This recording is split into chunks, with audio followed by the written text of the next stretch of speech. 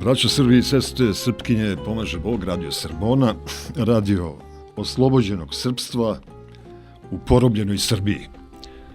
I prvo da vam čestitam naš veliki praznik Vidovdan i u nekom razmišljanju ko bi bio negde najprikladniji gost za takvu jednu emisiju.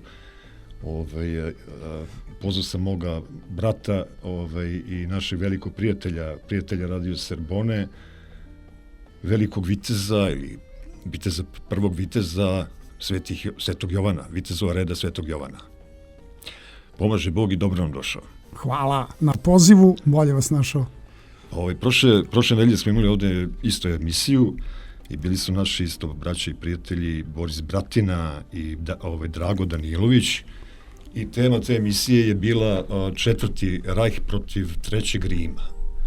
Tako da ćemo u ovom duhu isto nastaviti. Neka to bude i to neko prvo pitanje u emisiji koja će se zvati Vidojević na Vidovdan. Pa izvolite.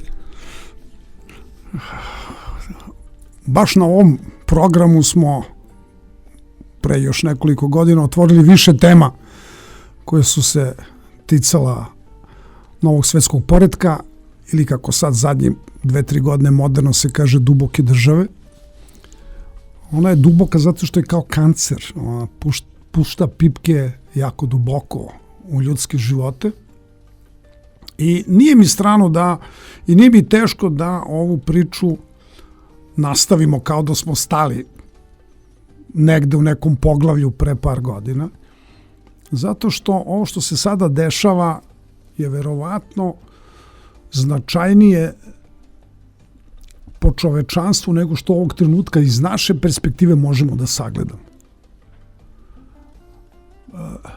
Projekat duboke države, a to je globalno ropstvo, što je motiv modernog doba, iako zvuči arhaično, ali je suština upravo u ostvarenju globalnog ropstva, gde su velike imperije pre 300-400 godina osvajale kontinente da bi pljačkali te resurse.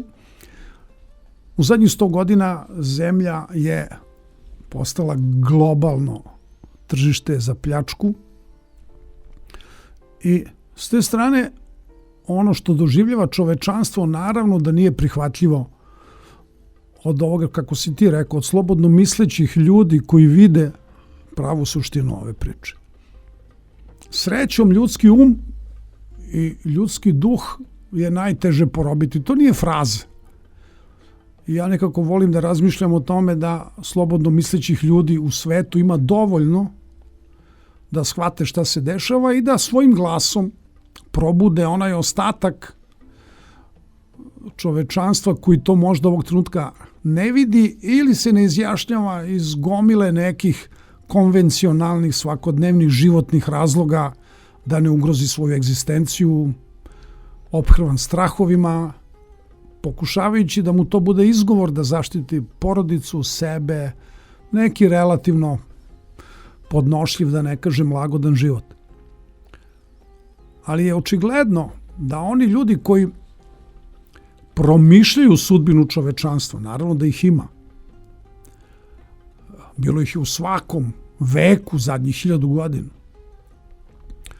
naravno nisu trenutno na sceni i oni će biti deo istorije pa će se o njima govoriti za 100 ili 200 godina, saznaćemo možda i ta neka imena ko su bili ključni ljudi u proceni u kom smeru se kreće život na zemlji, gde su opasne tačke propasti života, da li zaista može da se dozvoli jednom užem krugu moćnih ljudi da sve preostale resurse, ljudske i druge, uzmu kao svoje vlasništvo.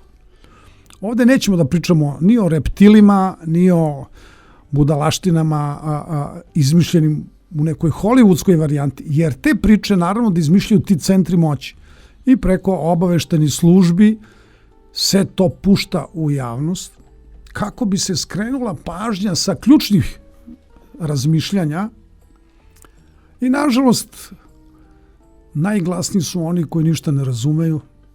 Tako da smo medijski preplavljeni improvizovanim pričama koještarijama. Kakofonija. Da, upravo tako. I nekome to završava posao.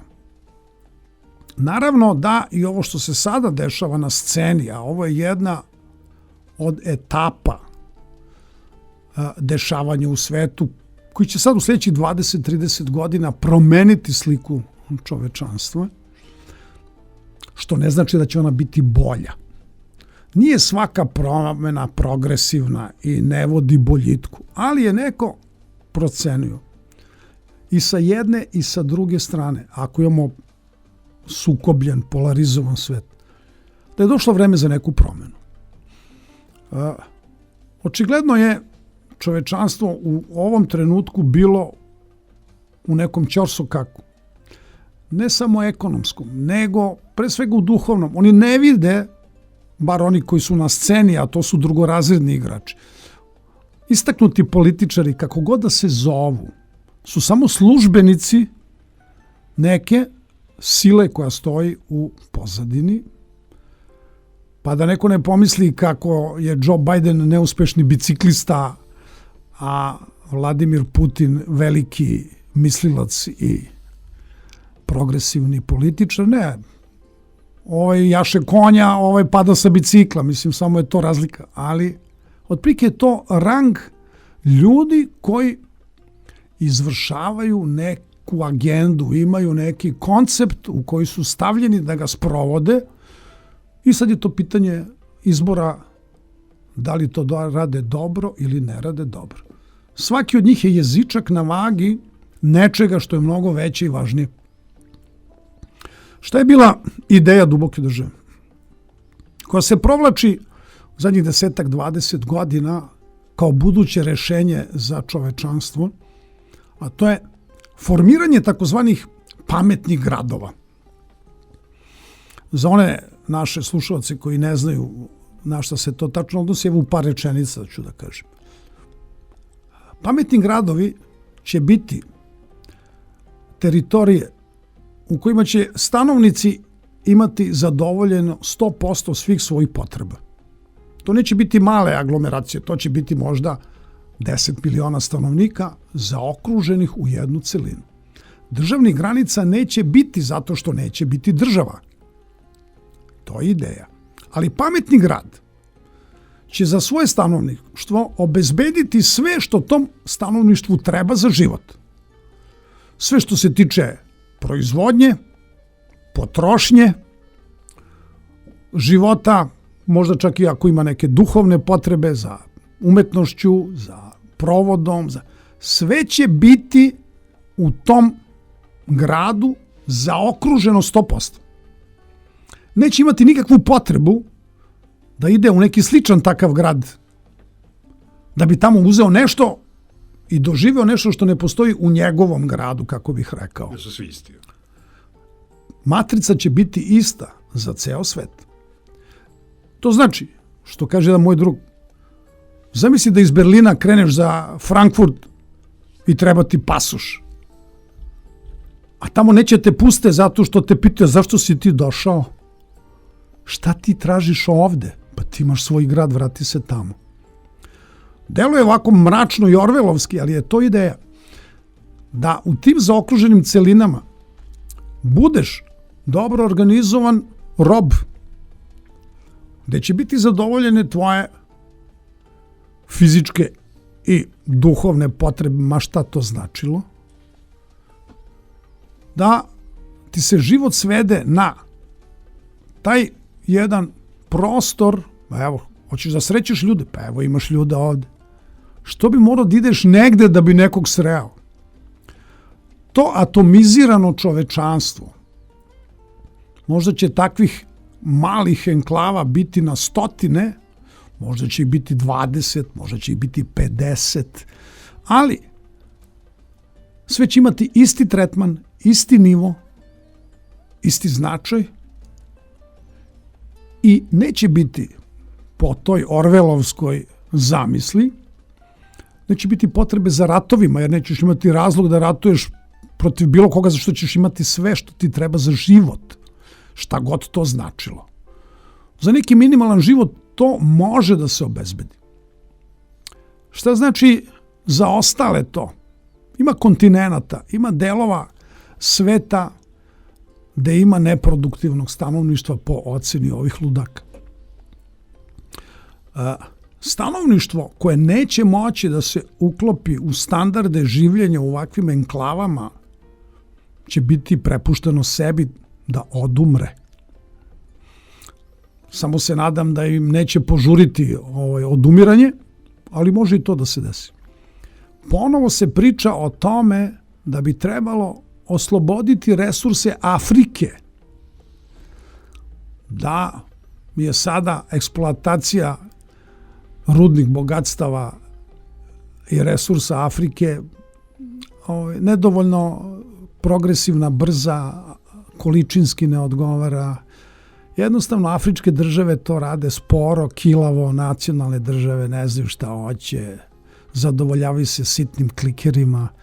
I sad već neko razmišlja da bi trebalo ponovno kolonizovati Afriku, što podrazumeva osloboditi se ovih neproduktivnih režima lokalnih i dovesti upravljače koji će da organizuju te robove i da ponovo tu priču vratimo u jedno novo stanje potčinjenosti i rada za tuđe interese, za one koji znaju šta to znači. Ne treba misliti da Kina ne razmišlja na taj način. Kina je ozbiljno ušla u Afriku već 20 godina. Gradi pruge, gradi dalekovode, gradi luke, otvara rudnike. To nije filantropski koncept. Brat Si, naravno da ima ekipu mandarina iz senke koja odlučuje šta će da se desi sa Kinom i u kom smeru će ti ide Kina. Pa sav novac, polovina novca na zapadu je u kineskom vlasništvu. Već sad. Polovina banaka koje nose zvučna imena su već u kineskom krilu, što bi se reklo, njihov kapital cirkuliše. To što godišnje izvezu robe za 1000 milijardi u Sjedinjene Američke Države, misliš da Sjedinjene Američke Države mogu bez te robe? Više ne mogu.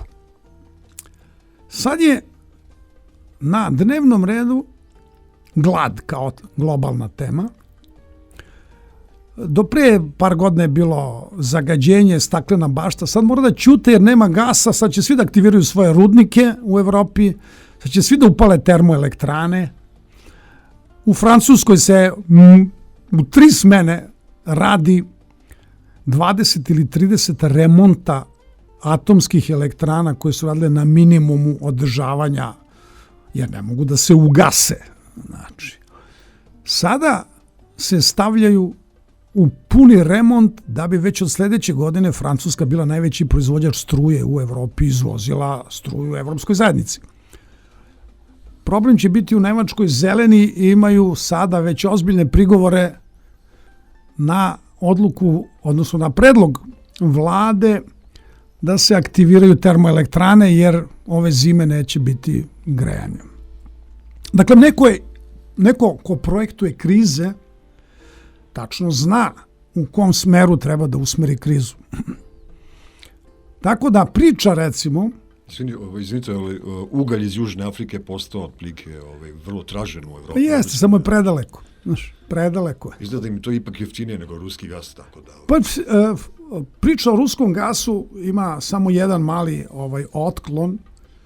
Mi nemamo dovoljno informacije iz Rusije, a imamo samo informacije, naši mediji prenose isključivo ove apokaliptične informacije iz zapadnih medija, kako Rusi smanjuju isporuku gasa, što naravno nije tačno. Nemačka je u proteklom mesecu od kapaciteta koje može da povuče gasa smanjila preuzimanje gasa sa 45 na 35%. Znači, smanjili su za 10% samo u prošlom mesecu. I sada pričaju o tome kako nema gasa i pričaju o tome kako će, evo, morati da aktiviraju sad ponovo ugalj I cela priča, čak i da sada, po podacima, kapaciteti rezervi gasa u Nemačkoj su popunjeni sa 60%. I to je trenutno najviše što postoji u Evropi. Da bi preživjeli zimu i da bi bili sigurni da gas neće biti problem, mora i u ti kapaciteti da budu popunjeni 90% minimalno. Pošto sada uvoze inače smanjenu količinu, do zime, do oktobra, Nemačka nema šansi da te rezerve dovede do 90%. To je znači projektovano da se ove zime smrzavaju kako bi kompletan odijum bio bačen na suprotnu stranu. Da ne pričam da su kapaciteti u drugim zemljama, Italija, Francuska, Španija, otprilike 40 do 50% samo popunjeni, da ima i tragičnih slučajeva, Hrvatska 20%. S te strane je jasno da će projektovana kriza da se desi. Ona će pre svega imati, pokušat će da je usmere ka Rusiji. Pitanje je koliko će te vlade tih zemalja uspeti da izbegnu reakcije svojih stanovnika. Po principu kako razmišljaju, sam sa nekim drugarima koji žive u Holandiji još ranije pričao o tome, mi kažu, znaš šta, baš me briga gde će da kupe, ja plaćam porez, uopšte me ne zanima gde će da nađu, ima da bude šutiranje vlade, idi nađi. Ta svest građanina, konzumenta, ja plaćam porez i ne možeš ti meni da kažeš nema gasa, možda bude bumerang za te vlade tih zemalja i taj politički haos će se verovatno desiti u većem delu Evrope. Šta nije problem Rusije? Količine gasa koje su bile predviđene da će ići severnim tokom 2 trenutno ne postoje. Jer ih Rusi preusmeravaju ka Kini i drugim potrošačima. Da se sada, ajde kažemo, ta Nemačka ili ta zapadna Evropa probudi ujutro i kaže, daj bre, ajde da nećemo se svađamo, daj da tražimo da puste taj gas severni tok 2. Nema šta se pusti. Znači, njegov kapacitet je ne znam koliko, 55-60 milijardi kubika godišnje. Ne znam da li ima pola te količine koje bi sad mogla da stignu u Evropu. Što ne zadovoljava potrebe Evrope. Priče kako će iz Amerike da krene tečni gas, to je priča za ludake, zato što ta priča ne može da se desi. Trebalo bi, ja mislim da smo o tome možda i pričali, sam negde pisao, bilo bi potrebno bar 1000 brodova da prevozi gas, da se napravi lanac dostave sa 1000, gde su ti brodovi? Pa nema ih, ne postoje. Znači sve kad se sagleda, da ne dužimo priču, kriza je savršeno, opasno, dobro projektovana. I sad u toj krizi, koja je globalna, zašto? Pa da bi se svet protresao i da bi onda rekli, sad slede promene.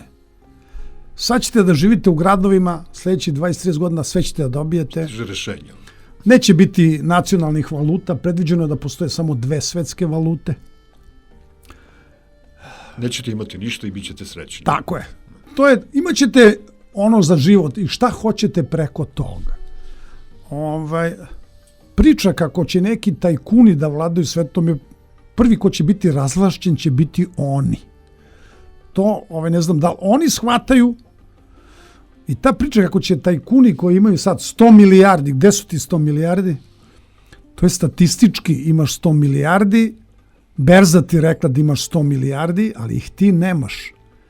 I kad dođe trenutak preloma, neki MI6 ili neka CIA ili već ko bude određen će te pozvati i reći ovih 20 miliona što imate u banci, on kaže, počekajte, ne 20, imam 20 milijardi.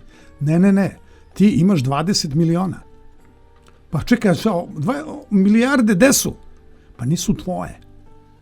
Sad ćeš da ti dobiješ spisak gde ćeš da gurneš te pare. i ti će da pošalješ svoje pare tamo, a tebi ostaje 20 miliona. Znači, ja sam možda banalizovao malo priču i prizemio sam je. Tako će da bude. Svi će biti razvlašćeni, ne samo obična ljudi, da ne kažem sirotinja, globalna, srednji sloj. Ne, i tajkuni će biti razvlašćeni. Samo ti informacija da je u posljednjih 10 do 12 meseci štampano dolara tipa 40% ukupne količine dolara ikada oštampano. Jeste, i ta budalaština je zbog rata. I taj novac će da ostane u Americi. To je njihov problem. Taj novac uzima vojno-industrijski kompleks da počne novi ciklus proizvodnje oružja koje se sad šakom i kapom šalje u Ukrajinu. I to rade sve zemlje koje su trenutno umešane na ovaj ili onaj način u taj rat. Pa i Rusi su ispalili naoružanje staro 40 godina. Oslobađaju se zaliha. Oslobađaju se zaliha koje mora da održavaju, to je problem. I ti vidiš po tipovima raketnih bacača, onih montiranih na kamione, pa ti vidiš po tipu kamiona da je to staro 40 godina. Ali funkcioniše. Sad kako se te zalihe troše, malo po malo se uvode nove naoružanja. Posle 3 mjeseca sad će brod da ispali novu raketu. Pošto nije ispalio prvog dana. Pa nije bilo potrebno. Sad kako se te zalihe čiste, jer će i ruski vojno-industrijski kompleks sada dobiti pare koje izmisli da dopuni. A para ima? Para ima. I ova ludačka priča kako će sad da im uskrate kupovinu zlata je smešno. To je kako mali Mikica misli da će Ruse da dovede u tešku situaciju, pa to zlato će kupe svi ovi arapski šejci i Kina. Uopšte ne mora se prodaje na zapadu. Mislim, to je takva budalaština. Drugo, to zlato je tezaurisano zlato. Pa nije to zlato da se pravi prstenje. To je zlato za stvaranje podloge za buduću valutu koja će imati zlatnu podlogu. Na primjer rublju. Na primjer da bome. Ili neku drugu izabranu valutu. Naći će se i novo ime.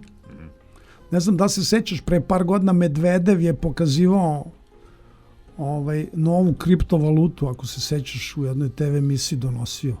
I svi su se smejali. Ima 7-8 godina. Ne pokazuju šta će bude jednog dana. Pa je sad, ko se setio, ko se nije setio, taj je zinuo.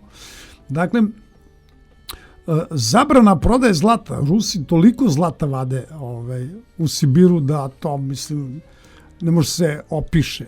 I kad neko kaže da je Rusija proizvela, ne znam, 250 tona zlata prošle godine, bar 3 puta toliko. Pa nisu da ludi da kažu stvarno koliko su iskopali nečega. Koliko su iskopali zlata, koliko su iskopali urana, koliko su iskopali dijamanata, 1 milijardu karata. Znači, potpuno jedna priča koja ima za cilj taj mind control za široke narodne mase. Znači, što je priča gluplja i banalnija, to je pretpostavka da će više ljudi da se na nju primi. Ti neinteligentni scenaristi, kako bih ja rekao, a mene to posebno vređa, su sada smislili da pokažu kako je predsjednik Biden, kome svako jutra mora napišu ime na ceduljicu i da mu daju, da zna kako se zove, rekli su mu, šefe, ti ćeš sada da voziš bicikl da narod vidi da si ti pun životne energije, pun snage, da si ti pravi lider koji može da nosi teret i ratova i države i inflacije od 10% i raspada sistema. Pa ne znam koliko je vozio bicikl, 3 metra. Znači, i sad šta? Ko će to da objasni? Znači, srećom negde ti banalni scenaristi na najnižem nivou, ti PR menadžeri, to je sve gola budala. Netalentovana, šablonizovana, banalna, ona će sada da osmisli. Kad čitam te odluke, evo sad G7, ne znam, mogu se zovu kako hoće, oni će sada da ponude da na budućem samitu G20 učestvuju i zemlje BRICS-a. Što, da nećete da ih privučete možda na svoju stranu, u svoju propast, da ih uvežete. Znači, svet kakav je postojao sad puca na svim nivoima.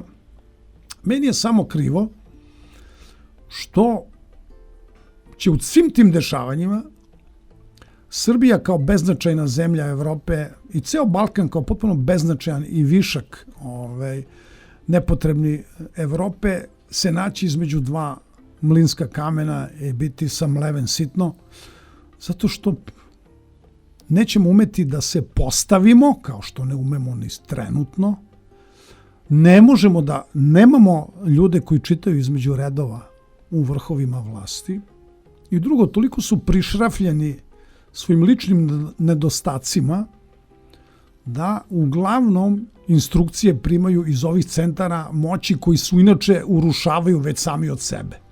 Da, korisni idioti. Pa, nažalost je to tako. Pa evo, neke čudni se kao stvari, ajde da kažemo čudne, za mnoge ljude su kao te čudne stvari koje se dešavaju kod nas ovdje u okruženju. Ali moram da izvogam, recimo, slušao sam neki intervju Dževada Galijaševića od pre neki dan, koji je prvi rekao da mu nije jasan stav Srba, koji razmišljaju kao da, i koji traži izgovor za ovoga što mu se ime ne pominje, da jednostavno nije priznao Kosovo i da samim tim ne može se dokaže njegova izdaja. Ali Dževad Galijašević kaže da ovde se dešavaju izdaje svaki dan. Evo sad imali smo par nekih danas, imamo to neko otvaranje koliko sam čuo, granice, slobodan prenos, mada i do sada je bio, tako. Ali sad bukvalno kao da ne postoji granični prelaz između ove teritorije Kosova i Metohije i Albanije, a sa druge strane niče granični prelaz prema Republici Srpskoj. To je otprilike danas ono priča. Pa da krenemo recimo od ovoga priznanja takozvane severno-makedonske ili makedonske, već kako je zovu, crkve. Moram da priznam da sam i ja bio zatečen tim dešavanjima, zato što pre svega jasno je iz valjda kanonskog prava da su potrebne 3 patrijaršije koje u istom trenutku priznaju autokefalnost neke crkve istočne hrišćanske. Ja mislim da se jedino Sveti Sava da je dobio taj tomos priznanjem 2, znači Jerusalimske i Aleksandrijske patrijaršije, a da je bilo povuci potegni sa takozvanom carigradskom, da ne kažem vaseljenskom. Presedan koji je Vaseljenska patrijaršija napravila je jasan, o tome sam pisao još pre par godina, kad je priznata nekanonski, pod navodnicima, priznata Ukrajinska pravoslavna crkva. I taj tomos nema praktičnu vrednost u kanonskom smislu, zato što je to jednostrani akt urađen po nalogu centara u kojima je Vartolomej prikopčan, i to je poznata priča. On je ozbiljno prikopčan još od mladosti, čak još dok se nije zamonašio je bio u turskoj vojsci i tako dalje, da sad ne ulazimo u njegovu priču koja je meni potpuno neinteresantna, ali posljedice onoga što on sada radi su ozbiljne zato što je bio potreban presedan, to je ta Ukrajinska pravoslavna crkva, koja sad ne znam na kom delu Ukrajine će da deluje, pošto neće biti Ukrajine u nekom smislu samostalne države kakva je to postojala do rata, ali je taj presedan poslužio da se počne ostvarivanje sa konceptom koji je duboka država zacrtala još pre, mislim da sam o tome pisao prvi put pre 20 godina, jedna država, jedna crkva. Zato što se granice jurisdikcije pravoslavnih crkava nisu poklapale sa granicama modernih država današnjih, nego su nastale pre 800 godina ili čak i duže u granicama nekih država koje su tada postojale. Utoliko je čudno da crkva pod navodnicima inaugurisana od UDBE u Jugoslaviji 60. neke godine, a ja imam dokument koji pokazuje da je to urađeno još 46. godine. Imam ga. U kome piše da se uradi osnivanje Makedonske pravoslavne crkve. Znači, trebalo im je neko vreme da to izvedu. Taj koncept ne može u kanonskom smislu da posluži kao osnov da se nečemu što se zove Makedonska crkva, ne znam zašto se zove Makedonska, treba se zove Severno-Makedonska pravoslavna crkva, pošto je u državi koja se zove Severna Makedonija. Da dobije bilo kakav tomos, da budu srećni da za 300 godina postojanja podnesu stidljivo zahtev za autokefalnost pa da im se prizna, možda, a uglavnom ne, zato što više nema vaseljenskih sabora, koliko? 600-700 godina nije održan ni jedan vaseljenski sabor. I to što za novac vaseljenski patrijarh prodaje tomose nema nikakav kanonski značaj. Znajući sve to, a ja to kao zainteresovani laik koji to prati, mi je nejasno po kom osnovu se naša crkva ponudila da im taj tomos da, sem onoga što je promaklo između redova. Sad će da se tale za pare koje će da se ostvare u Severno-Makedonskoj crkvi o zajedničkom sasluživanju, pa i podeli prihoda od prodaje sveća. Pretpostavljam da je to ideja. Do sad tamo nismo imali ništa, sad će bude neka kinta i nažalost problem naravno će Srbija imati i sa bugarskom pravoslavnom crkvom, koja je računala da jednog dana crkve i manastiri u Makedoniji budu pod jurisdikcijom bugarske pravoslavne crkve. Naravno da se prva pobunila grčka pravoslavna crkva, ne znam samo koja frakcija, pošto ih ima jedno 3, ne znam koja se pobunila i protestvovala zašto se koristi ime Makedonija u ovom obliku, da jedna crkva nosi to ime, i tu je grčka crkva u pravu. Kad je ona nastala, nije više postojala Makedonija. Makedonija je postojala mnogo pre nastanka hrišćanstva u Grčkoj. Tako da ni oni nemaju kanonski osnov da se bune za bilo šta, jer bi po tom osnovu, pošto Aleksandar Makedonski nije bio Grk, Grčka treba se zove Mala Srbija, a njihova crkva se zove Srpska pravoslavna crkva na Peloponezu. I sad kad bismo tako terali mak na konac, ne bismo stigli nigde. Ali da nam vrate Solun i tako dalje. Mislim, ne znam šta bi trebali da nam vrate.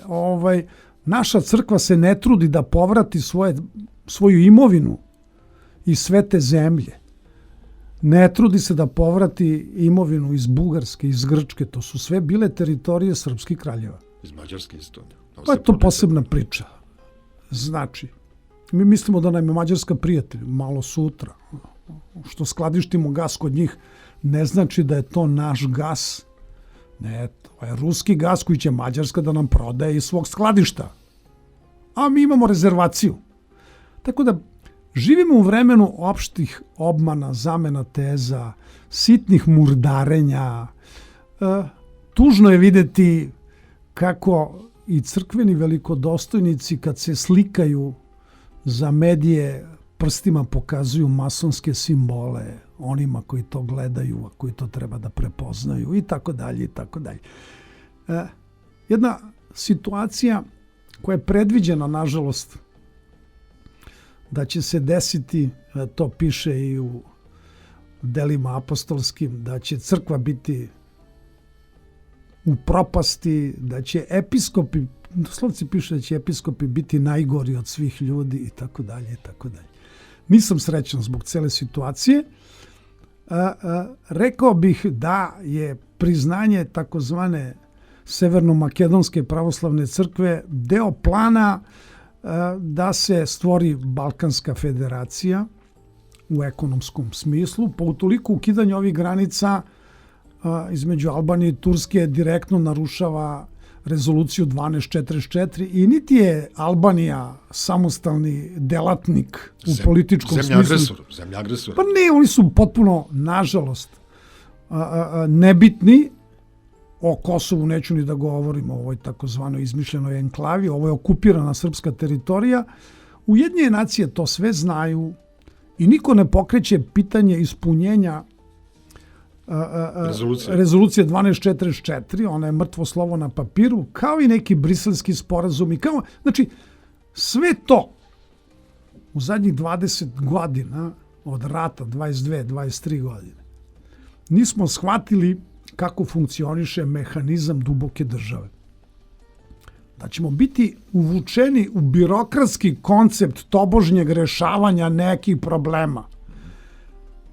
Pre 20 godina, glupo mi je da pričam o tom, ispriču da sam čovek zvani vremeplov, ali pre 20 godina je bilo jasno da su Ujedinjene nacije poluga duboke države, u kojoj učestvuje istok i zapad. Pa zašto se svi sreću samo na Savetu bezbednosti, jedan drugom podmeću nogu?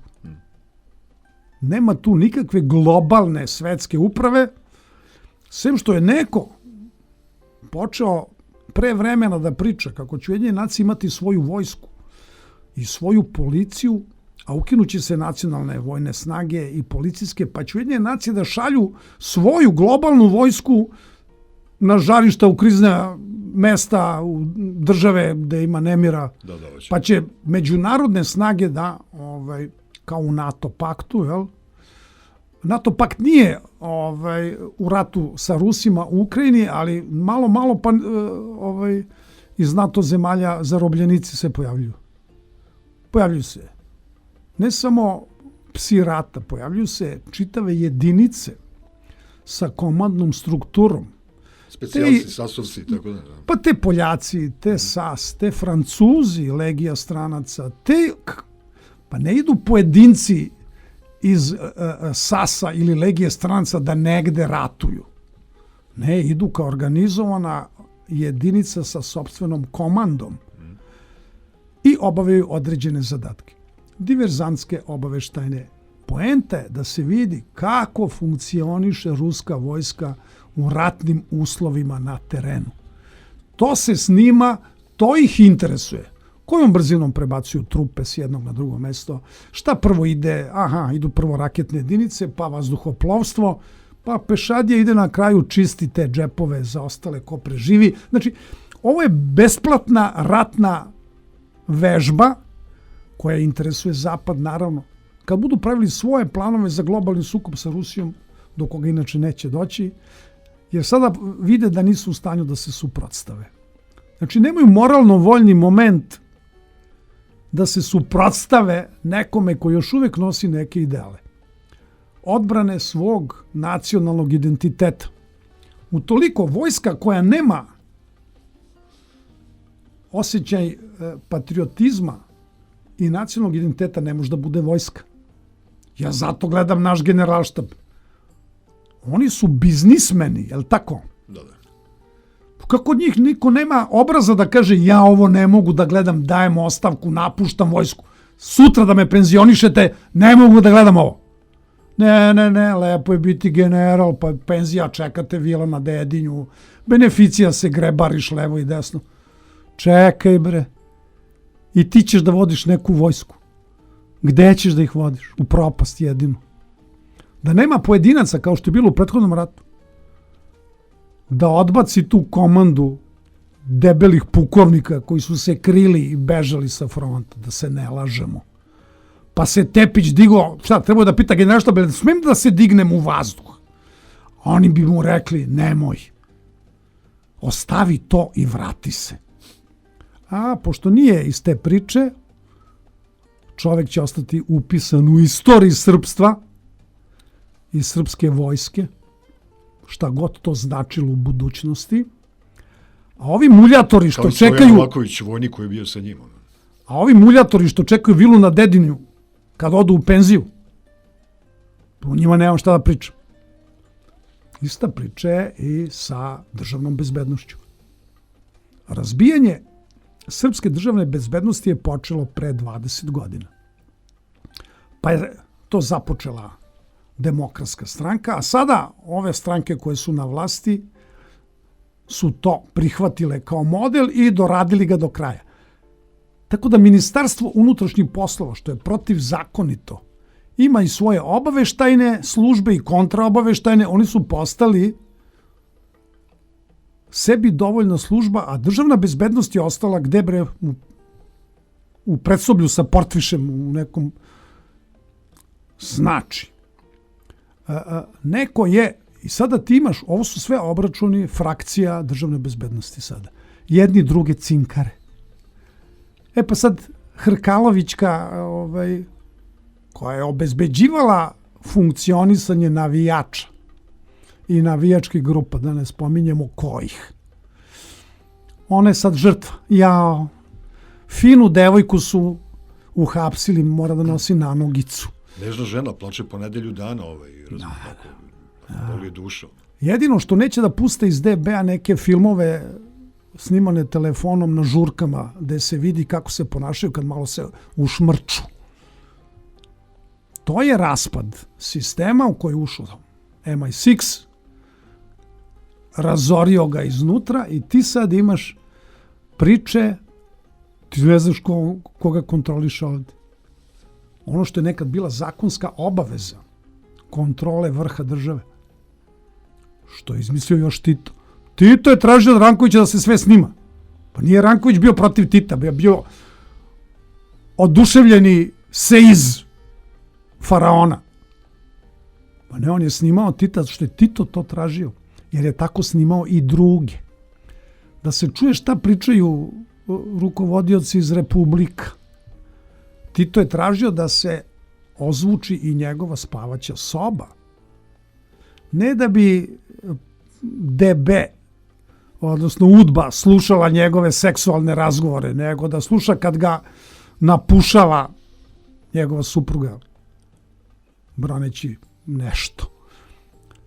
I to je državni posao koji svaka zemlja obavlja radi zaštite ustavnog poretka. Tako je predviđeno i u ovoj zemlji.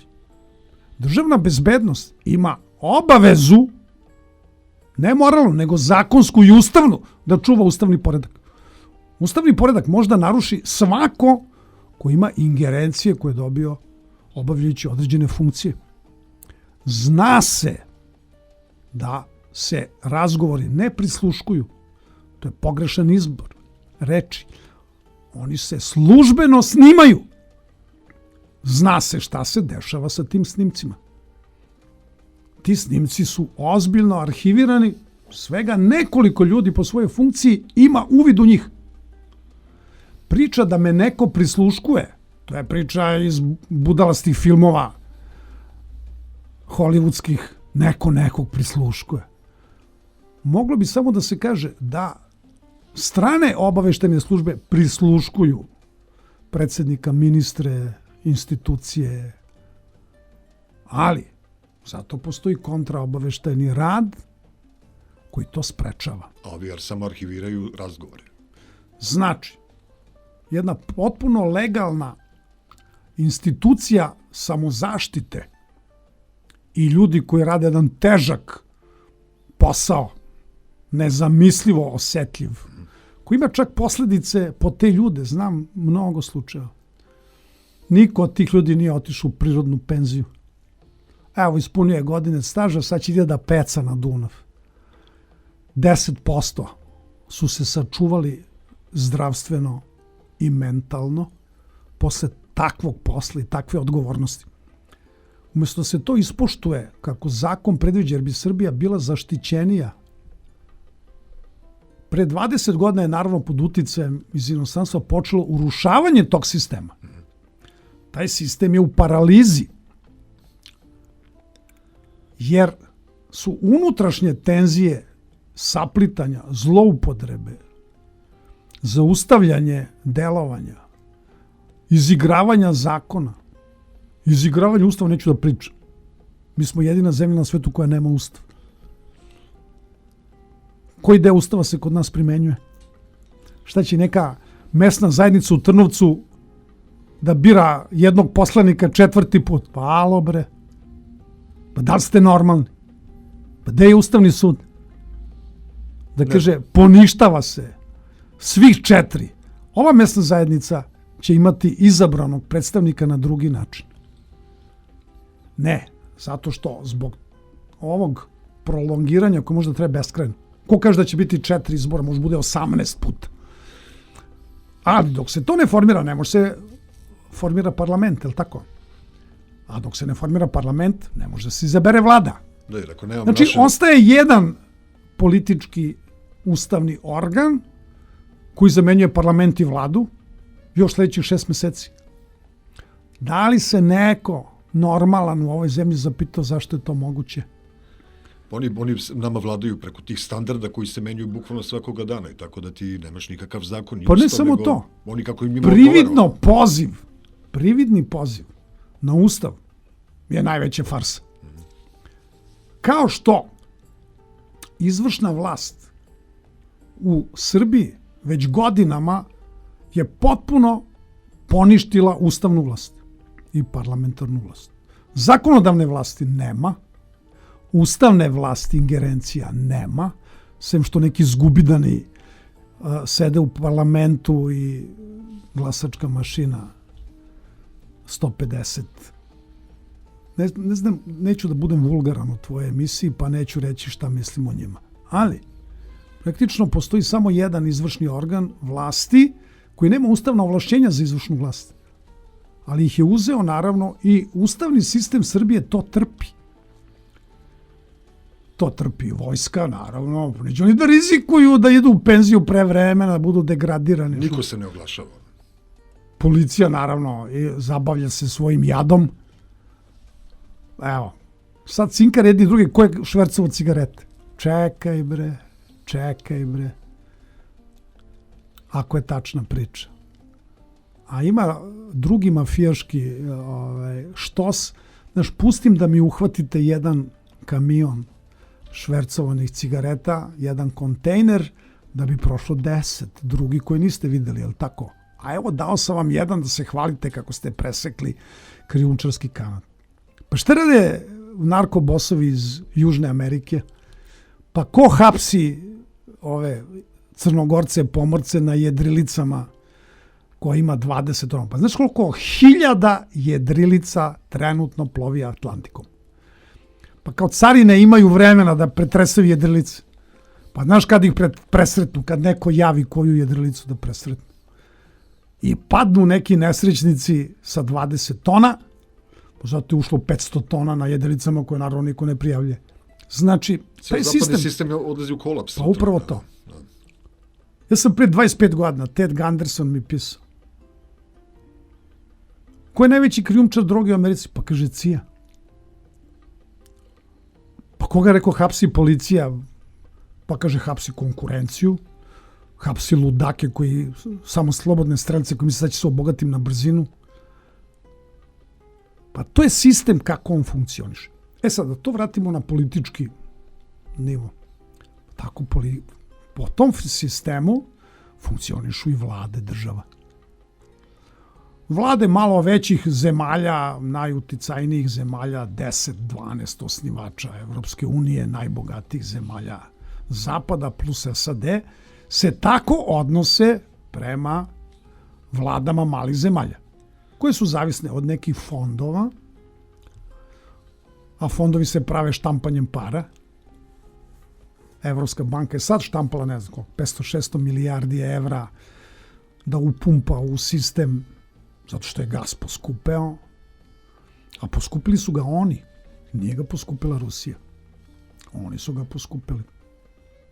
Dakle, ceo sistem ide ka onom o čemu smo pričali na početku. Da se uruši postojeći sistem. Izgovor za promenu sistema i urušivanje sistema je rat. Evo ga, ima rat. E sad neki narod pati. Pisao sam o tome skoro. koji je imao $5.000 da uplati ukrajinskoj vladi, bio je izuzet iz regrutovanja. A taj novac nije uzela ukrajinska vlada. To su uzele ove države koje poklanjaju oružje pod navodnicima. Znaš. Mogu ti poklonim malo zavoja, malo čizama, neprobojnih prsluka, tenkove i avione ne mogu ti poklanjam, to moram ti prodam. Pa ćemo da vidimo kako ćeš da platiš. Nije samo novac platežno sredstvo. Znači, sad si za 20-30 godina potpisao diktat Sjedinjenih Američkih Država koje će upravljati unutrašnjom i spoljnom politikom Ukrajine. A tenkove ćeš da platiš. Znači, odnos prema onima koji su u problemu političkom, ekonomskom, funkcionalnom, mora da slušaju naloge kontrolora. To je duboka država. Zašto? Pa mora da se vodi ta priča u jednom pravcu. I sad kako ko sebe doživljava? Neko je Arlekino, a neko misli da nije. Ali puppet master, što bi se reklo, tačno ih je sve postavio gde im je mesto. To ne znači da ako iz ovih mojih reči pomisli neko da ja kritikujem duboku državu zapadnog sveta. Ja kritikujem i duboku državu istočnog sveta. Najopasniji igrač je onaj koji ćuti u senci, to je Kina. Rusija je sada u iznudici, naravno mora se obračuna sa onima koji su previše blizu. Da se pokaže da ko bude pokušao ponovo da dođe blizu, da Rusija ima i vojni odgovor i da se ne plaši da ga upotrebi. Ali o tome ne odlučuje Putin. Ako neko misli da je Putin imperator Egipta ili Rima, ili grdno se vara. On je istureni član jedne ozbiljne strukture koji ima težak odgovoran posao da odluke te strukture javno predstavlja i brani. Da li će istorija da padne na njega, to će da se vidi. Verovatno hoće.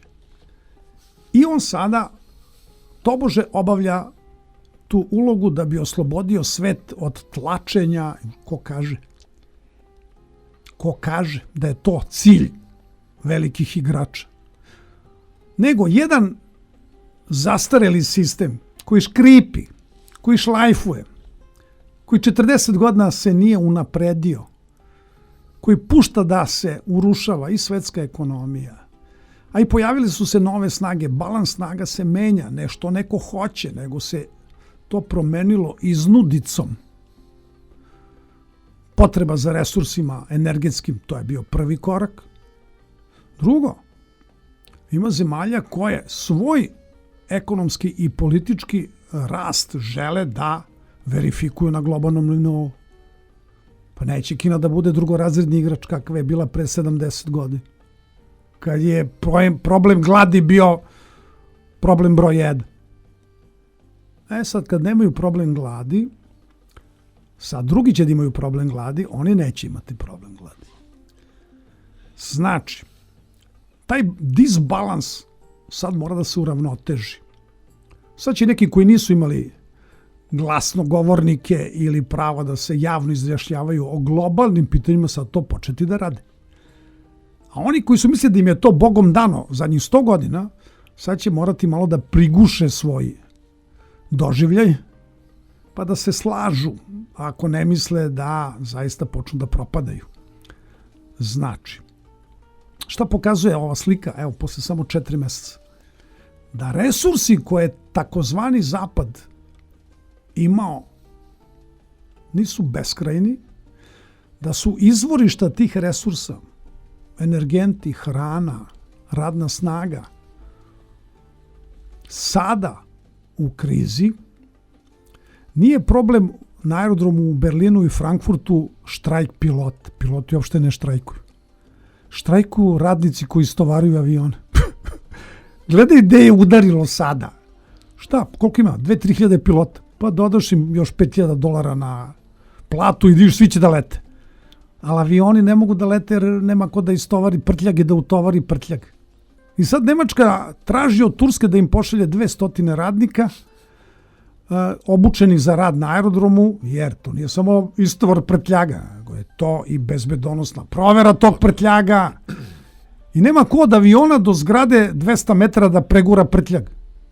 Pazi kako su to spustili na fenomenalan, banalni nivo. Da bi se videlo kako svet i sistem može lako se uruši. Pazi, kašnjenje aviona zadnjih 15 dana u Evropi izazvalo haos. Eno, ljudi spavaju po klupama na aerodromu. Ko će to da im razreši? Ko će da im nadoknadi gubitke, troškove? Pa to su već milijarde propuštenih prilika da negde otputuješ, od toga ti možda zavisi posao. Veliki deo njih nije otišao na more gde je imao uplaćeno hotelske aranžmane, pa gube ih hoteli, nema potrošnje. Nešto slično se dešava u Srbiji. Pošto se nije pojavilo dovoljno interesenata kad je ponuđeno 5.000 za vaučer, sad su digli na 15.000. I sad je pohrilo par stotina hiljada penzionera, ne znam koliko, da uzmu vaučere. Ali to nije kraj priče. Uz vaučer dobiješ spisak ugostiteljskih objekata, hotela gde možeš da potrošiš vaučer. Pranje love, ono, jedan na jedan. Pitaj me ko su vlasnici tih hotela, kapaciteta, ugostiteljskih, pa ne možeš ti da dobiješ pare, to je, ajde, mala lova, 75 miliona. Ali ja ti dam pa ti uzmem, je li tako? Sa pretpostavkom da će da poneseš i nešto svojih malo para pa ćeš da potrošiš još malo. Znači, pare mora da naprave taj krug i da se vrate u budžet. Evo, ja sam vam poklonio 15.000, ali vi mi dođete u stvari 30.000 kad odete na letovanje. I tako će i da bude. Očigledno, ovaj sistem, ajde ako duboku državu shvatimo kao aždaju, ima tolike apetite da ne može da se nahrani. Što govori upravo o tome da je sistem u krahu. Taj sistem više ne može sebe da nosi. Rimska imperija je pala jer više nije mogla da generiše dovoljno vojnika da brani spoljne granice imperije. Gde je počela njihova propast? Kad je počela tim plemenima koji su prelazili iz Azije, pa kroz Panoniju, pa preko Dunava, počela da nudi status rimskog građanina kako bi branili te granice. Pa, jedno vreme je to funkcionisalo, možda 100 godina. Onda su se pojavili neki pa rekli, pa čekaj bre, što vi ratujete protiv nas, mi smo vaši. Sad ćemo da pregazimo ovog slona na staklenim nogama kao što su i uradili u sledećih 50-60 godina. To se dešava, ista je priča, sad se to dešava Evropskoj uniji. Ako sada zamislimo Evropsku uniju kao slona na staklenim nogama, pa je li počeo priziv varvara pod navodnicima u Evropu? Pa jest. Nema ko da pravi decu u zapadnoj, pošto ovi sluđeni mora prave pare, još ne misle da prave decu. Nema deca. Sad će ovi lenštine koje ništa drugo i ne znaju da rade nego da prave decu sad. Dajte nam njih 2-3 miliona, ima ovde dovoljno prostora za pravljenje dece, treba nam 10 miliona radnika u sledećih 20 godina.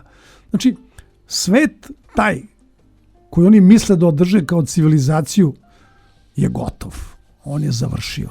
On se urušava. Toliko u tom planu, ono, da. Pa makar na tom, evo, sad ne možemo na 10 planova da ispričamo kako ide urušavanje. Evo, uzeli smo demografiju. Znači, naravno da taj priliv demografski, pa ne uzimam lovce na ljudske glave sa kopljem i strelom. Pa ne, bre, uzimam radnike. Koliko već ima građevinskih radnika iz Indije, Bangladeša, ovde u Srbiji? Da. Pa to su jedini pravi građevinski radnici ovde. Rade za 1/3 naše nadnice, poslušni su, jedu, spavaju i rade, jer odneti u Šri Lanku $500, pa to je baje u selu, ono, da. Pa dvogodišnji prihod da je ostao tamo. Da. Znači, Evo i mi smo, Srbija je postala deo sistema robovlasničkog duboke države. Eksploatišemo nesrećnike. Kao što su naši građevinski radnici otišli na zapad, jer ih tamo eksploatišu za malo veću lovu.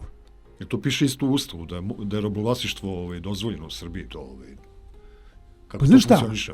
Robovlasništvo je jedini, to sam pisao o tome, jedini oblik političkog sistema koji je postojao od kamenog doba do danas.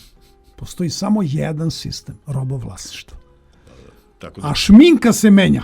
Spoljašnja šminka 200-300 godina, ne, sad imamo demokratiju. Pa sad oslobodili smo robove, keveti, pošto ste onda osnovali odmah Ku Klux Klan kad ste ih oslobodili. Pa da ih drži u strahu da nastave da rade tamo gde su oslobođeni. A to je poenta priče. Pa znači, ceo svet, pa onda kad smo naravno napravili nosače aviona, pa održavamo robovlasnički poredak, je li tako?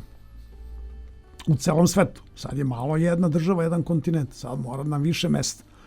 Šta je poenta ove priče? Nema postojanja sveta bez eksploatacije. I nažalost, koga eksploatišeš? Pa slabije od sebe, to je uvek.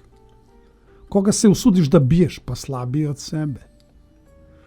To je suština sistema koji se nikad nije potukao sa nekim jačim od sebe. Pa da dobije batine, pa da se probudi i kaže, bre, pa čekaj, ovo mi se baš ne dopada, čekaj, nešto ću da promenim. ali sistema koji je bezbožen potpuno. Pa naravno. Pa evo, dotakli smo se te teme, šteta što nemamo više vremena. A možemo mi da odem na kraću pauzu i onda... Pa hrišćanstvo je nažalost u problemu kao i svaka religija. Zato što se više ne bavi ljudima. Ne bavi se duševnim stanjem čoveka. Nisu psihijatri nadležni samo da se bave frustriranim ljudima, nesrećnim ljudima, potonulim ljudima. Ljudsko biće nije napravljeno da bude savršeno, ali tako? Utoliko nije slika Boga. Treba budu pastiri duše, u stvari, ne pastiri stoke i ovaca.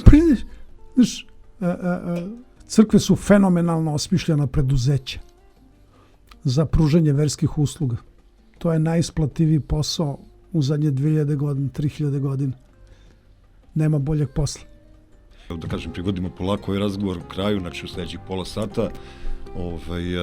Zamolio bi našeg gosta Milana Vidovića da nam na ovaj praznik, na Vidovdan, da nam kaže nešto o tom našem srpskom prazniku i zbog čega je ovakva situacija kakva jeste na Vidovdan.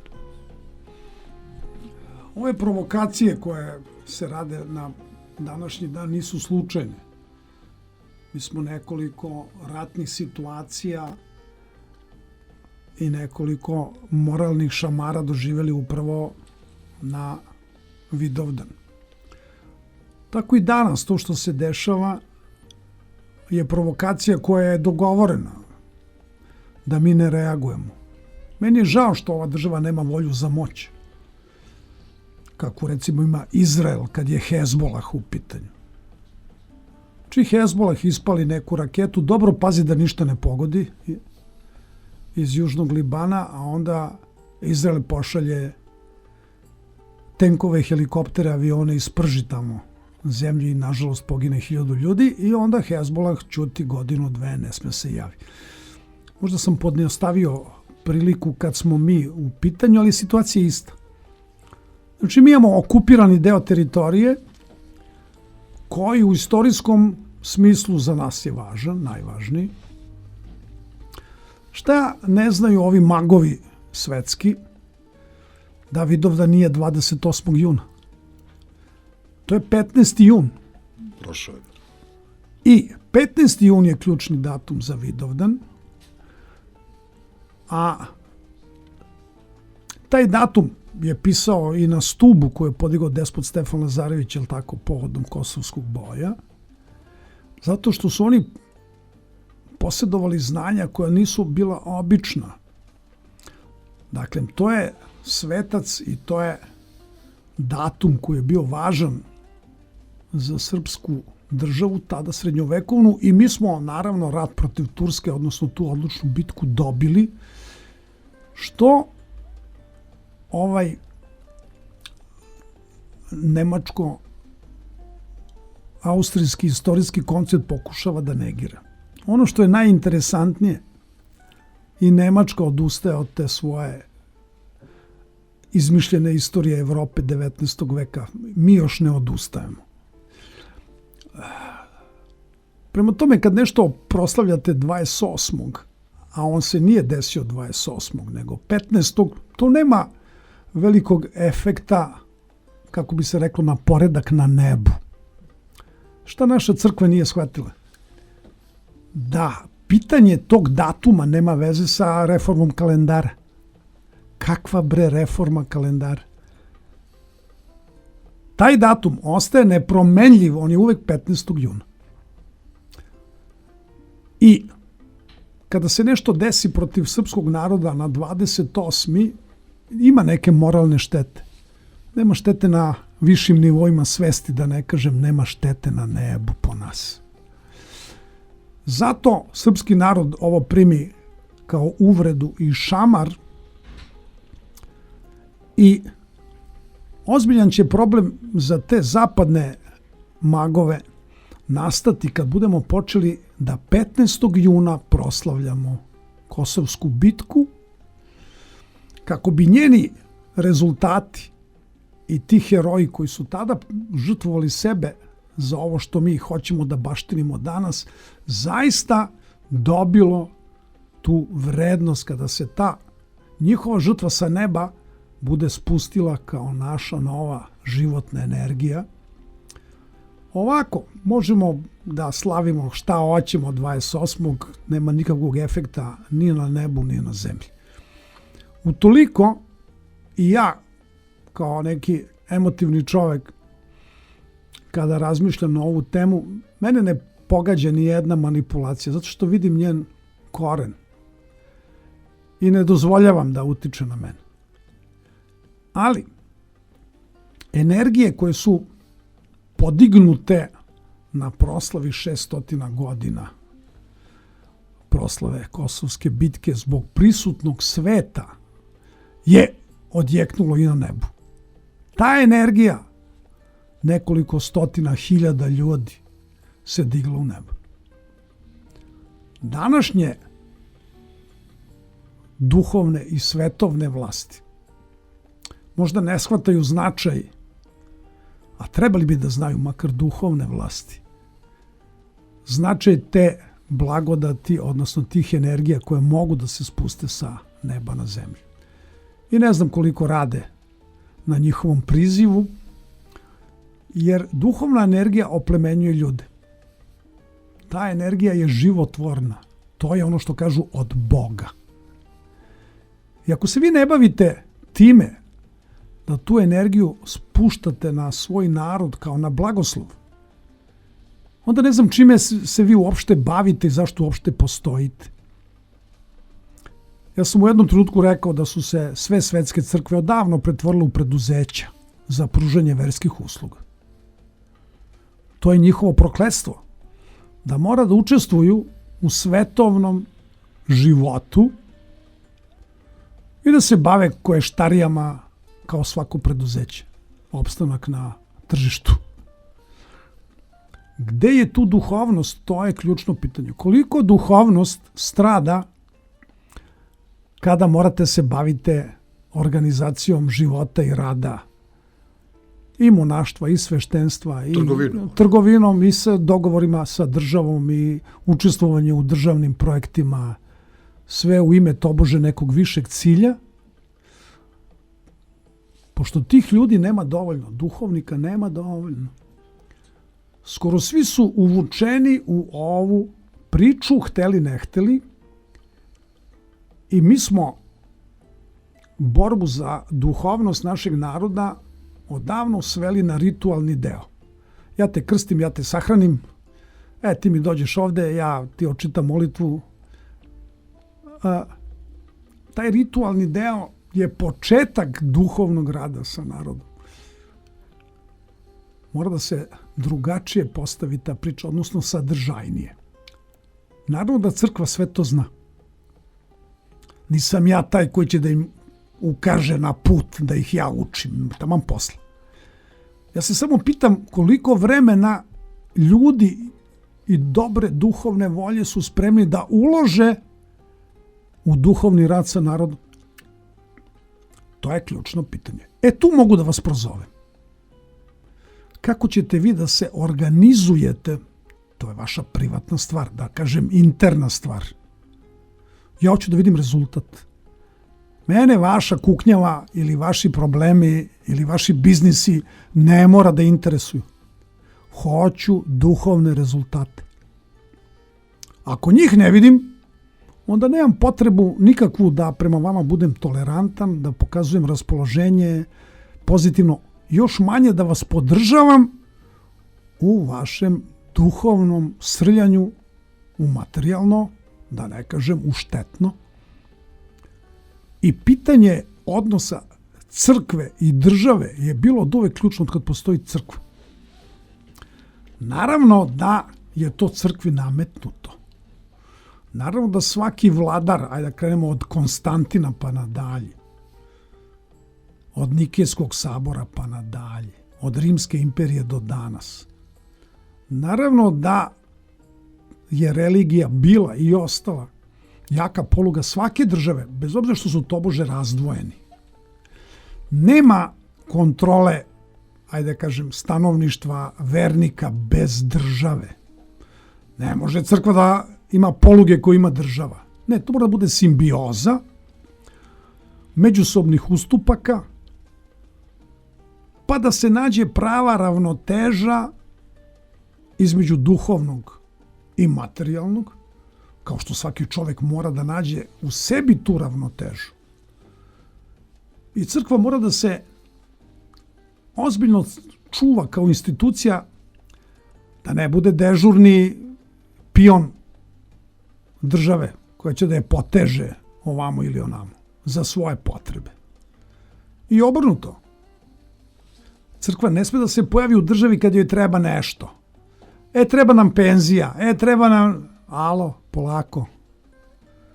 Imaš ono što ti Bog daje, ali tako? Šta ćeš preko toga? Gde si pružio ruku? Pružio si ruku za 30 srebrnjaka. Čuvaj se. Čuvaj se tog razmišljenja, a kamoli dela.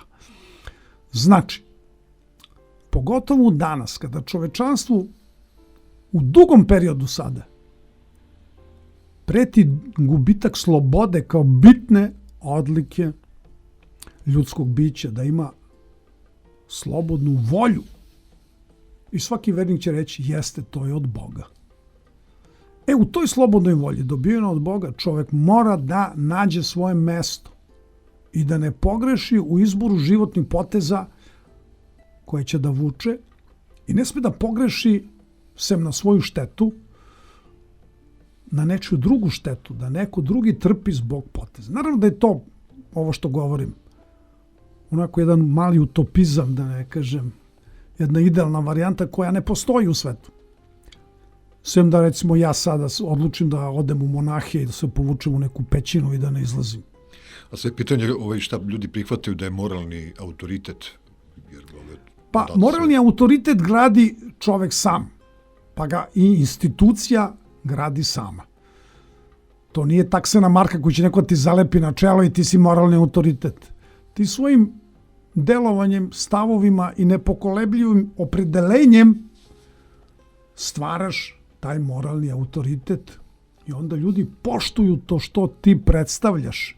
Poštuju i tu suštinu, ali poštuju i tebe kao ličnost koja stoji ispred te suštine kao tumač ili kao glasni govornik. Ili jesi ili nisi. Da.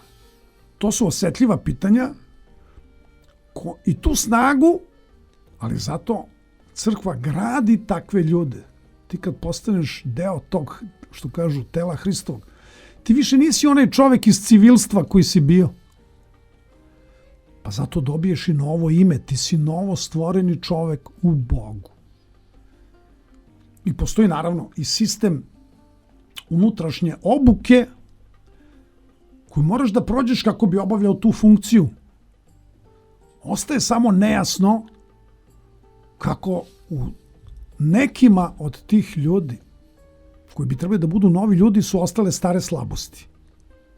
Srebroljubstvo, prevrtljivost, lažljivost. Ti kao novi čovek, deo Hristovog tela, ne smeš da pokazuješ da imaš bilo kakvu slabost. Prvo moraš ti sebe da disciplinuješ. Drugo mora tvoja organizacija kojoj sada pripadaš da te disciplinuje ako ne umeš sam. To su ključna pitanja. Hijerarhija radi hijerarhije je pogrešna. Poslušnost hijerarhije od nižeg ka višem je opasna zamka za one koji su na vrhu. Počinju da veruju u svoju nadprirodnu moć, svoju nadprirodnu funkciju. Tobože, Bog im je dao teret da nose. Ne, nije ti dao tebi teret, dao je svima teret. Ti predstavljaš deo uzdignutog, ajde da kažem, prosvetljenog dela crkve, ako si prosvetljen, da lakše nosiš da je teret, da ga bolje razumeš i da druge upućuješ kako lakše da ga nosi. Ti nisi, kako je na zapadu postavljeno, čak nose titulu general monaškog reda. Molim? General? Pa šta to govori o vojničkom karakteru nekih verskih redova katoličke crkve? Jezuitska priča. Pa i jezuitska priča i Franjevci. A vi ste vojska u lošem smislu te reči. Pa nije čudo da ste izmislili inkviziciju. Niste mogli da se izborite duhovno sa onima za koje ste mislili, a uglavnom su optužbe lažne. 90% optužbe inkvizicije su lažne. Znači vi ste krenuli na one koje ste trebali da spašavate ognjem i mačem. Već tu nema Boga u vama i vi ne obavljate nikakvu duhovnu funkciju na zemlji. Vi ste samo opasna teroristička organizacija. Volao bih da verujem da toga nikad neće biti u istočnoj crkvi, pa ni u našoj. Ne znam da li još uvek postoje oni koji se za ideale mogu izboriti svojim sopstvenim pristupom idealima, kako da kažem. Ne možeš ti meni da uteraš ljubav prema Bogu na silu. Nego možeš da mi svojim primjerom i da mi otvoriš prostor da sam doživim tu ljubav, pa da se prepoznam tu i da usvojim to kao svoj način života, mišljenja, procene, donošenja odluka kako ću da idem kroz život. Da što manje grešim, da ne oštećujem druge, a da sebe izgrađujem, da ne kažem spašavam u nekom duhovnom smislu. Crkva mora da radi na tome. Ovako, zabavljeni svojim materijalističkim poslovima, obavezama, to morate da rešite na drugačiji način. Morate da nađete laičke organizacije koje će to da rade za vas. Imovinom crkve, za potrebe crkve, ne treba da upravljaju igumani, monasi i sveštenstvo. Ne. Oni imaju svoj delokrug rada. Biznisom, proizvodnjom, izaberite laike koji su stručni da to rade za vas i u vaše ime. Tako nećete prljati ruke, tako nećete prljati dušu, nećete ispoljavati negativne karakterne osobine, gramzivost, pohlepu, prevare. Znači, morate se okrenuti duhovnom radu, a biznise neka vam vode oni u koje vi verujete da to umeju da rade i njihovi rezultati će da pokažu koliko smo prodali sveća, koliko smo rentirali zemljišta, da li obrađujemo vraćene imovinu, sečemo šumu, gradimo, zidamo, prodajemo, kupujemo. To ne sme da radi sveštenstvo ni monaštvo. Jer onda nema duhovne dimenzije. Onda ste pali u zamku onoga koji je vaš duhovni protivnik. To su pitanja koje će doći sad na dnevni red više nego ikad, jer čovečanstvo ide ka dnu. Da bi lopta skočila, mora da udari od dna, je li tako? To se pretvorilo bukvalno kao u kibuc po ovome opisano. Ako se bave tako tim poslovima, žive zajedno. To je složenija priča. Da. Ali je crkva u zadnjih 1000 godina takva. I uvek je bila, možda od početka, jel? Pa Konstantin se navodno po Euzebiju krstio na samrtnoj postolju. Što je požurio, toliko se krsti. Jel? A bio sebe proglasio za 13. apostola na Nikejskom saboru. I predsedavao kao državna vlast. Predsedavao duhovnim skupom koje treba da konačno kodifikuje razna učenja i razne interpretacije hrišćanstva u nešto što će biti jednako za sve i jednoobrazno i za crkvu i za vernike. Od tog trenutka crkva trpi pritisak države, pogotovo ta autoritarna vremena. Ajde, suprotstavi se Konstantinu. Bode glava. Mnoge pristalice arijanske verzije hrišćanstva su izgubili glavu. Pokušali su da ih ubede da greše na filozofskom nivou, a kad nije uspelo, radio je mač. I to je deo istorije crkve. Do 5. veka je bilo više hrišćana arijanaca nego hrišćana nikejskog simbola vere. To je istorija.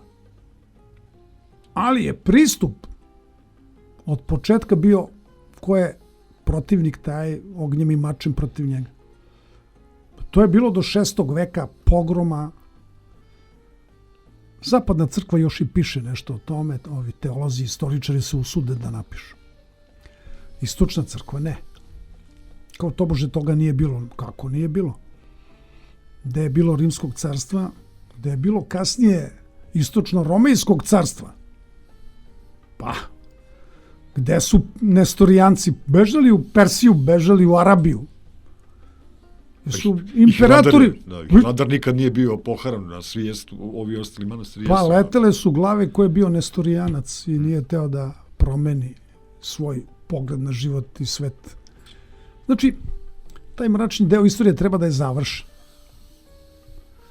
Završio se u Evropi u 17. veku verskim ratovima, ali to ne znači da nema stradanja zbog vere. I u 19. i u 20. veku. Turci i Jermeni. Šta je bilo? Znači, uloga crkve je strašno osetljiva. Ona mora da bude suptilna. Njena pozicija, njen način delovanja mora da bude promišljen zbog vekovnih iskustava koje imaš, pa sad tražiš bolje rešenje. I šta sad? Umesto toga šta vidimo? Ovi neki izlapeli, ostarili trgovac, carigradski patrijarh, trebaju mu pare. Počeo da licitira, ko da više dobije Tomas. Čekaj bre, mamicu ti tvoju, kad moram da kažem. Ti si bre đavo u mantiji. I svi ćute. Verolomej. Da, tako je. Pa i samo ime i Vartolome. Šta je bilo na Vartolomejsku noć u Francuskoj? Da. Pazi kako su to signali sa neba koje ne znam kako ko tumači na zemlji. Ništa nije slučajno. Ja ti pokažem. A da li si razumeo? To je sad na čoveku. Ništa nije skriveno. Da. Sem kraja sveta. Ali ajde. Da li dostavimo onda slušalcima neka sami istraže značenje imena Porfirije, da to ostavimo za neku, Pa nećemo da pričamo. za neku sljedeću emisiju Feliksa i tako dalje. Nije niko, što bi se reklo, to je strašno opasno kad pomisliš da si nešto iznad svoje funkcije. Znaš, nemoj da budeš neki Elon Musk, što čovjek nije u normali. On je projekat. Stvarno misliš da je neko za 35-40 godina zaradio 100 milijardi? Na šta? Ta zabluda kako je on najbogatiji čovjek na svetu koji je sebe stvorio je jedna od tih laži, iluzija koje se servira čovečanstvu. Evo za 2 mjeseca od kad je počeo rat, u prva 2 mjeseca rata Rusije i Ukrajine, on je nacrtao novi tank koji će da naprave, koji će da prži Ruse. Električni tank. Da, električni tank. Onda je napravio električni avion koji će da... Pazi, to se nije usudio da napravi ni Željko Mitrović, evo napravi Elon Musk. Znači, za 2 mjeseca je nacrtao avion koji će da prži Ruse, da obara Suhoje. Znači, Da li neko stvarno normalan može da poveruje u tu ludačku priču? Taj čovek zaista je programirani ludak. Da li stvarno mislite da je on vlasnik tih milijardi na papiru? Pričali smo o tome početkom emisije. Pozvaće ga jednog dana i reći, slušaj, ti nemaš 100 milijardi, evo stavit ćemo ti 100 miliona za kućne potrebe, a ovo 100 milijardi ćeš sada da prebaciš na nešto drugo. Zna se čije su pare. Pa naravno. I cela ta priča, kako da je vratim na nas? U ovoj državi, oni koje je narod izglasao, a ne mora da znači da narod zna šta glasa, mora da samim tim što su primili teret, ne znam da li shvataju ovi koji su se zaklinjali na Sveto pismo, kome su se zaklili.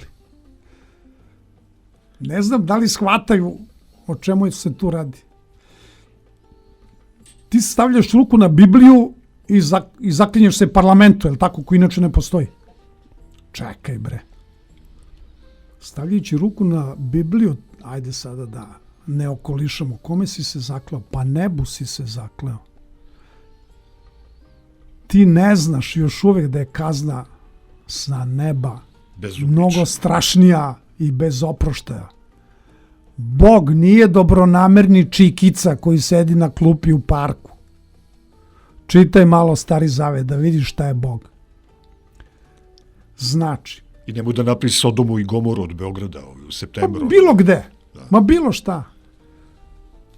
Znaš, to lepo izgleda. Znaš, američki predsjednik stavi ruku na Bibliju, sad će i srpski predsjednik da stavi ruku na Bibliju. Ali ti nisi video kako se zakleo Trump, a kako se zakleo Biden. Trump imao 2 Biblije, od kojih je jedna bila masonska i ona je bila odozgo, a porodična Biblija je bila njegova. Porodična. A pošto masonerija u Americi nije podržala Joe Bidena za predsjednika, on se zakleo samo na porodičnoj Bibliji. I ima to svoju i razliku, ali ima i svoju težinu. Ti se sad zaklinješ na Miroslavljevom evanđelju. Svaka Biblija je, Sveto pismo je od Boga. To je Božja knjiga. Ne, mora da bude pomodna varijanta Miroslavljevo evanđelje. To ovo što je pogrešno povezano iz preturane stranice. Su ti to doneli da se na njemu pošto oni koji su je koričili ovde nisu znali da pročitaju srpsko-crkveni jezik i čujem da su pogrešno povezali listove. I sad ti tražiš da ti se nešto donese iz muzeja da bi se ti zakleo. Pa da li ti zaista misliš da Sveti Duh to toleriše? Živi u muzeju, da. Jel misliš da Sveti Duh nije u toj knjizi? Pa možda ti ne znaš da je Sveti Duh. On je u svima nama, a i u knjigama tog tipa sigurno. Znači sujeta, praznoslovlje. Mnogo treba da radiš sa patrijarhom, da patrijarh, ako ima vremena, bude tvoj duhovni učitelj, da ispravi tvoja ševrdanja lična, da te prizove Duhu Svetom, da zaista osjetiš gde grešiš i šta treba da radiš. A pošto se vas dvojica družite, evo, ja se glasno pitam, da li patrijarh ima vremena da bude tvoj duhovni učitelj i savjetnik? Mislim da bi bilo dobro da ga ponekad pitaš za mišljenje na ovom duhovnom planu. Da ne bi sledeći put polago zakletvu na nekom stripu koji ti se dopada, neka stripoteka. Благодарим, gospodine, na ovome kazaniju današnjem. Mislim da je bilo ovako vrlo poučno. Hvala i vama. Trebalo mi je ovo. Trebalo je meni da slušam sam sebe. Evo, da kažem to.